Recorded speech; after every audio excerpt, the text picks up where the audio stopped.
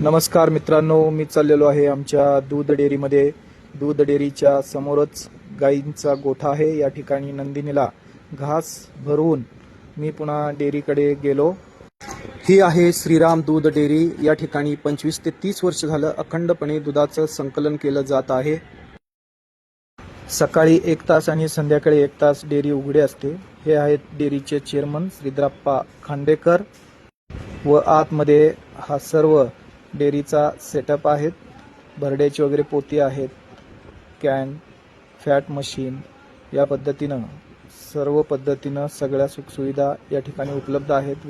गरजवंत जेवढ्या सुखसुविधा लागतात त्या सगळ्या उपलब्ध आहेत. या ठिकाणी दुधाचं संकलन सुरू आहे. आपण पाहू शकतोय शेतकरी दूध घालतायत. मोजून दूध घेण्याचं कार्य सुरू आहे. या ठिकाणी सभासदांसाठी दिवाळी फराळ ठेवलेला आहे. सगळे शेतकरी व सगळे सभासद मिळून फराळ करत आहेत व या पिशव्यांमध्ये फराळ तयार करण्यासाठी लागणारं जो किराणाचं साहित्य आहे ते यामध्ये भरून ठेवलेलं आहे आणि त्याचं वाटप सगळ्या सभासदांमध्ये केलं जाणार आहे. व दरवर्षी जास्तीत जास्त दूध घालणाऱ्या सभासदाला बक्षीस दिलं जातं, प्रथम, द्वितीय, तृतीय. त्याचं वाटप आता या ठिकाणी होणार आहे. प्रथम क्रमांक आलेला आहे शरद साखरे यांचं दूध आहे 13,000 लिटर. यांना प्रथम बक्षीस 5,000 रुपये मिळालेलं आहे.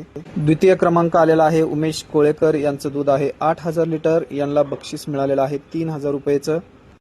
तिसरा नंबर आलेला आहे सचिन पाटील यांचं दूध आहे 7,000 लिटर. यांना 2,000 रुपयेचं बक्षीस मिळालेलं आहे. डोडला डेअरीचे एरिया मॅनेजर भोसले साहेब यांच्या हस्ते बक्षीस व सगळ्यांना गिफ्ट वाटप करण्यात आले. सगळ्यांनी असा छान पद्धतीनं फोटो काढला. यानंतर डोडला डेअरीचे एरिया मॅनेजर यांनी शेतीला जोडधंदा म्हणून पशुपालन करणे व त्याचे फायदे समजावून सांगून मार्गदर्शन केले व हा छोटासा कार्यक्रम वजा उपक्रम दिवाळीच्या शुभेच्छा देऊन संपन्न झाला. मित्रांनो, लाईक करा, फॉलो करा. धन्यवाद.